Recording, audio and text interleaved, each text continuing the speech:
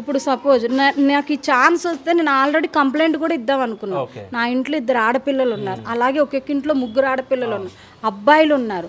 అబ్బాయిలకి ఇంటి ఇస్తున్నారు, అమ్మాయిలకి ఇంటి ఇస్తున్నారు ఈ మీడియా ద్వారా. ఇప్పుడు సాయి సన్న వాళ్ళ వీడియోలు ఉన్నాయి, అవి మీరు చూసారా? ఎంత అసభ్యంగా ఉన్నాయి. అది బీరు తాగడమా అంటే మీరు చూస్తున్నారా అండి? ఇంట్రెస్ట్గా అనొచ్చు. నేను అటు ఇటు తిరుగుతూ పిల్లలు ఏం చూస్తున్నారో నేను గమనిస్తాను, చూసుకోవాలి కదా. అలా గమనించినప్పుడు ఈ సాయి సన్న వీడియోలు అది బీరులు తాగుతుంది, ఏదేదో బట్టలు ఇప్పుకొని, ఇంకా బెడ్రూమ్ విషయాలు కూడా వాళ్ళు ఎలా మూవ్ అవుతారో కూడా మీడియాలో పెడుతున్నారు.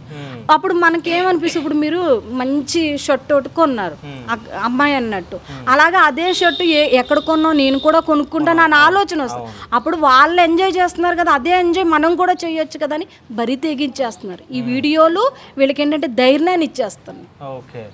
సో సోషల్ మీడియా వల్ల ఇట్లా అవుతున్నారు. అంటే ఇప్పుడు మీ అమ్మాయిల గురించి మీరు మాట్లాడారు, అంటే మన అమ్మాయిలను మనం చూసుకోవచ్చు కదా, అంటే మనము ఇట్లా చూడొద్దమ్మా అని మనం చెప్పుకోవచ్చు కదా, మీరేమంటారు దానిపైన? ఎంతసేపు చెప్తాం? వర్కింగ్ ఉమెన్స్ కూడా ఉంటారు కదా, బయటికి వెళ్ళి డ్యూటీలు చేసుకుంటారు, ఎంతసేపు చూస్తాం? నిన్న 2 o'clockకి మీడియా వాళ్ళు వచ్చారు, మాట్లాడుతున్నాము. 5th 6th పిల్లలు అనుకుంటా, గవర్నమెంట్ పిల్లలు. 2:20 అంటే వాళ్ళకి బ్రేక్ టైం కూడా కాదు, వాళ్ళందరూ ఇక్కడ వచ్చి ఉన్నారు. నేను కొట్టి పంపించాను. మీకు ఇక్కడ ఏం పని? క్లాస్ టీచరు ఏమనుకుంటుంది, లంచ్ తర్వాత రాలేదేమో అనుకుంటుంది. వాళ్ళ పేరెంట్స్ పని చేసుకోవడానికి వెళ్తారు, వాళ్ళు స్కూల్కి వెళ్ళిరని వాళ్ళు అనుకుంటారు. ఇప్పుడు ఈ 5th క్లాస్ పిల్లలు ఒక 5-6 ఉన్నారు. నిన్న నేను చూసిన, ఇది జరిగింది కాబట్టి నేను పంపించిన. ఇక్కడ నా కళ్ళ ముందు కనిపించారు రోడ్, అందులో ఒక పిల్లగాడు ఏందంటే కొడుతున్నావు అంటున్నాడు.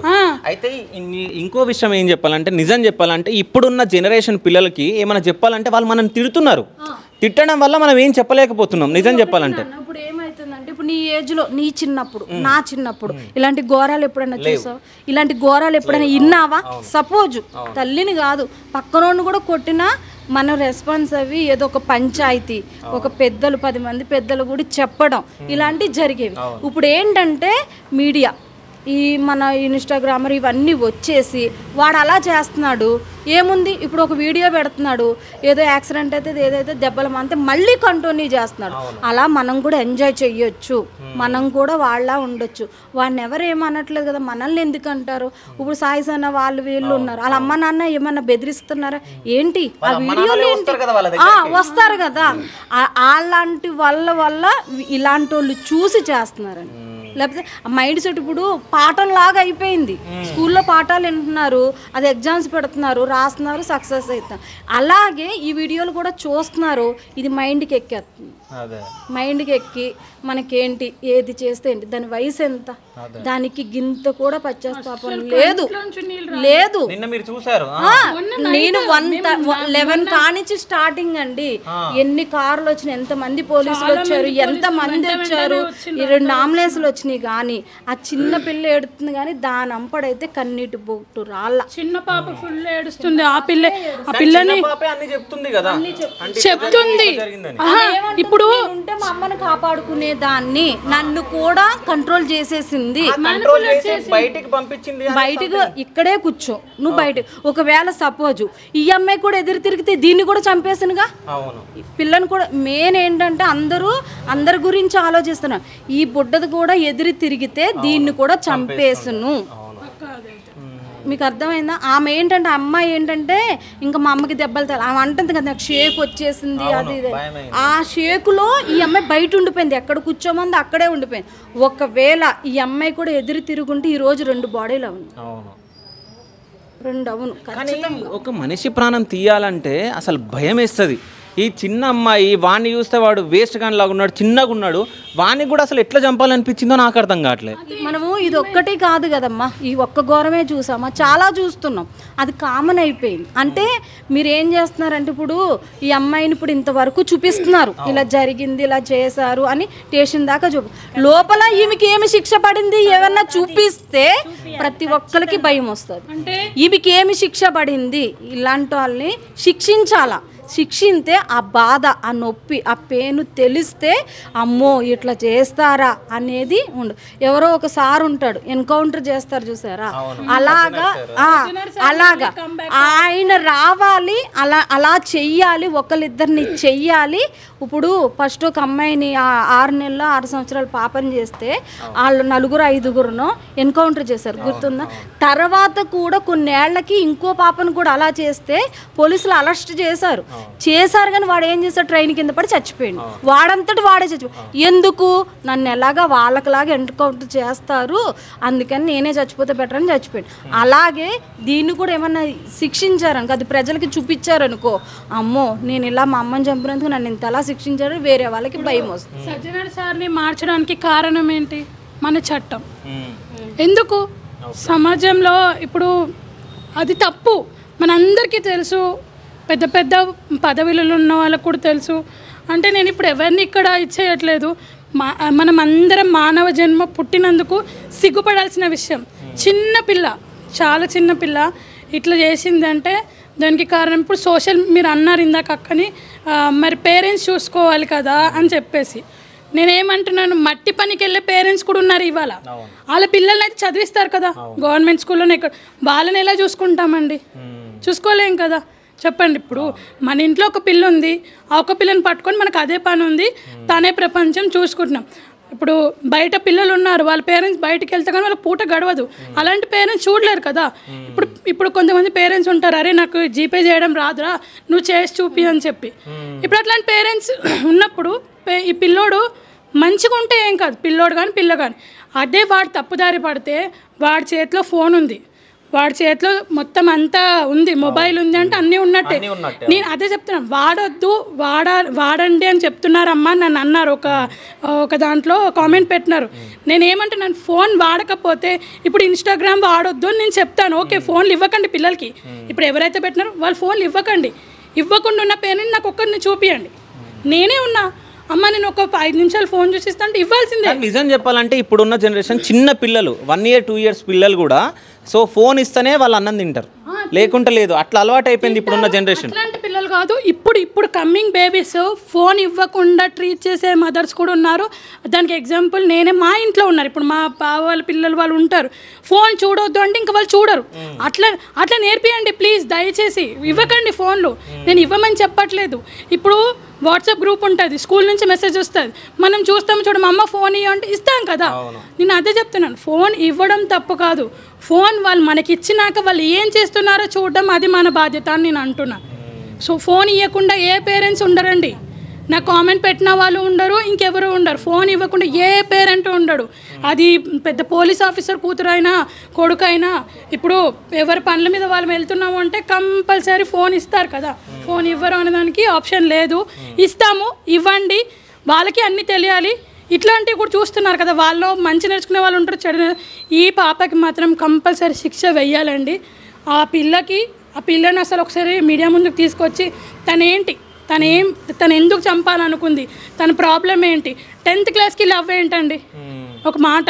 నిజం చెప్పాలంటే 10th క్లాస్ కదా, మీరు 10th క్లాస్ అంటున్నారు, ఇప్పుడు 5th క్లాస్ 4th క్లాస్లోనే లవ్ అనేది స్టార్ట్ అవుతుంది. అంటే లవ్ అంటే వాళ్ళు ఏమనుకుంటున్నారో మనకు అర్థం కావట్లేదు, కానీ తెలియకుండా వాళ్ళు లవ్ చేసుకుంటున్నారు. మీరు చెప్పండి మేడం, అంటే ఈ ఇష్యూ మీకు తెలిసిన తర్వాత మీకు ఏమనిపించిందంటే ఇప్పుడు 3 days అవుతుంది సార్, మేము ఎదురుగానే ఉంటాము.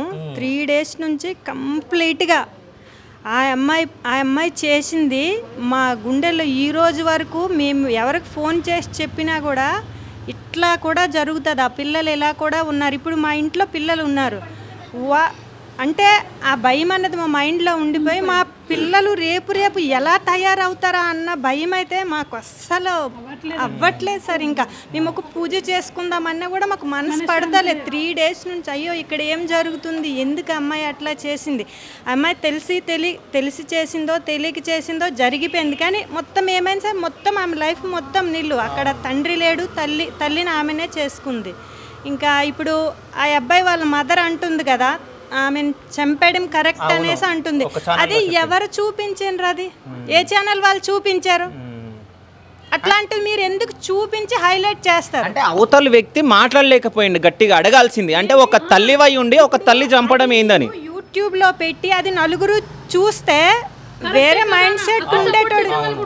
మీడియా ముందు ఆమెకి మీ మీడియా వాళ్ళు పళ్ళు రాలగొట్టి ఉండాల్సింది కదా, అది మీరు ఎందుకు హైలైట్ చేసి చూపిస్తున్నారు, పెద్ద హెడ్లైన్స్ చేసి చూపిస్తున్నారు? అది కరెక్టేనా? మీరు చేసేది కరెక్ట్? నేను చెప్తున్నా కదా అది రాంగ్. నేను అయిన ఉంటే నేను క్రాస్ క్వశ్చన్ వేస్తా. క్రాస్ క్వశ్చన్ ఆ అమ్మాయి అట్లా చేసింది, ఈరోజు ఏం శిక్ష వేస్తారు ఏంటి, ఆ అమ్మాయి ఏం అనుభవిస్తుంది అన్నది మీరు రేపు జనాల్లోనికి ప్రతి ఒక్క స్టూడెంట్కి తెలిసేటట్టు మీరు చెయ్యాలి. సోషల్ మీడియా కానీ మీరు మీడియా కానీ గవర్నమెంట్ నుంచి అయినా కూడా చేస్తే, ఇట్లా చేస్తే ఇలా జరుగుతుంది, ఇదిగో ఇప్పుడు వరకు ఆమె ఆ రోజు చేసిన తప్పు వలన ఇలా ఈమె అనుభవిస్తుంది అన్నది మీరు అలాగే సోషల్ మీడియా ద్వారా చూపించండి.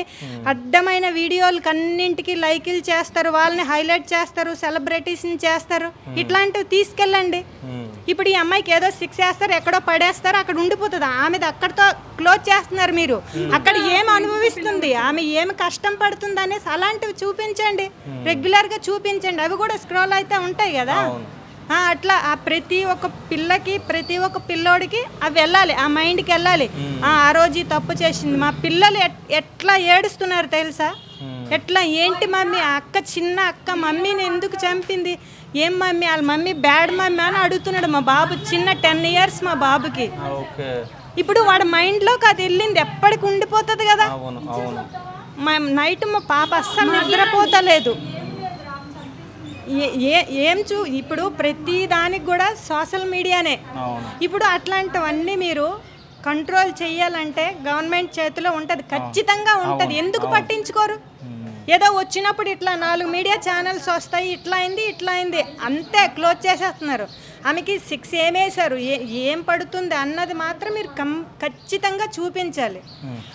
నిజం చెప్పాలంటే అంటే నా దృష్టిలో కూడా చాలా ఉన్నాయి. ఇప్పుడు టిక్టాక్ని బ్యాన్ చేయడం జరిగింది. మీకు ఇన్స్టా ఉందా? ఇన్స్టా ఉంది. సో అంటే నేను ఇన్స్టా వల్ల యూజ్ ఏంటి ఎవరికి? ఇన్స్టా వల్ల యూజ్ అది బ్యాన్ చేసేయమనండి. బ్యాన్ చేయాలి. ఇన్స్టా వల్ల ఏంటి యూజ్? మా అన్నయ్య కొడుకుంటాడు పక్కన, ఒకసారి నేను స్క్రోల్ చేస్తుంటే బూత్ బొమ్మలు వస్తున్నాయి. అంటే ఎందుకు వస్తున్నాయి? ఇప్పుడు మనం చూస్తే మనకు అది నాట్ సజెషన్ చేయడం మనకు తెలుసు. అవును, ఇప్పుడు పిల్లలకు తెలియదు కదా, నాకు వచ్చు. ఇప్పుడు ఏంది నేను చూస్తున్నాను, ఇదేంటి దీన్ని చేస్తే ఏమవుతుందో నేను పిల్లలకి ఆ టైం ఉండదు, దాన్ని స్పెండ్ చేస్తారు. స్పెండ్ చేసినప్పుడు వాడికి కొంచెమైనా నెగిటివిటీ వస్తుంది కదా. మగ పిల్లలు, తల్లిదండ్రులు ఉన్న పిల్లలు జాగ్రత్తగా ఉండండి. ఆడపిల్లలకి ఎంత ఎథిక్స్ విలువలు నేర్పిస్తున్నామో మగ పిల్లలకు కూడా నేర్పించండి ప్లీజ్. నేను ఎవరిని తప్పు పట్టట్లేదు, అందరికి ఒక్కటే చెప్తున్నా, మన నుంచే ప్రతి తల్లి నుంచి అవేర్నెస్ రావాలి. కానీ నాకు తెలిసి ఫస్ట్ టైం అనుకుంటా మన హైదరాబాద్లో తెలంగాణలో అంటే ఇట్లా లవ్ చేసుకుని ఒక తల్లిని చంపిన చాలా ఘోరం. వినడము చాలా వరకు వేరే విన్నాం, కానీ ఇట్లా ఇప్పుడు మా కళ్ళ ముందే జరిగిందంటే రేపు మా పిల్లలు ఎట్లా తయారవుతారన్న మాకు మైండ్కి అస్సలు అర్థమైతే లేదు. పెద్ద హామర్, చాలా పెద్ద హామర్. వీడియోలో చూసి మేము లోపలికి వెళ్ళాం కానీ ఇంత పెద్ద మనం బిల్డింగ్స్ కూడా ఆ హైమర్తో ఒక ఆడపిల్ల ఇప్పుడు మా మదరే ఉంది.